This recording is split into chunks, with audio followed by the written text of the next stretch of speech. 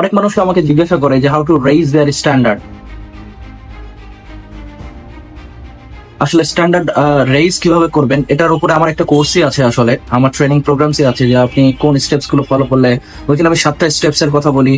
7টা steps যদি আপনি follow করেন তাহলে আপনি আসলে আপনার স্ট্যান্ডার্ডটাকে রেইজ করতে পারবেন এবং আপনি আপনার প্রাইস গুলোকে ইনক্রিজ করতে পারবেন। There are so many other things as well in that particular course. আপনি আপনার লাইফে একটা বিষয়কে ফোকাস দিবেন, আপনি রাইট পিপলের সাথেই আসলে বসছেন কিনা সেটার জন্য আপনি ফিল্টার আউট করেন আগে ওই ব্যক্তিটাকে যার সাথে আপনি মিটিং এ বসতে যাচ্ছেন, অথবা যাদের সাথে আপনি মিটিং এ বসবেন বা যাদের সাথে আপনি সময় ব্যয় করবেন। তার কারণ আপনি যদি ফিল্টার আউট না করেন আর if you make yourself available for everyone, তার মানে you are cheap, anybody can get you and your time is not valuable.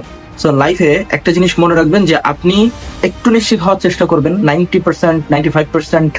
আর যদি আপনি অ্যাকুরেসি লেভেল 100% নিয়ে যেতে পারেন, দ্যাটস গ্রেট।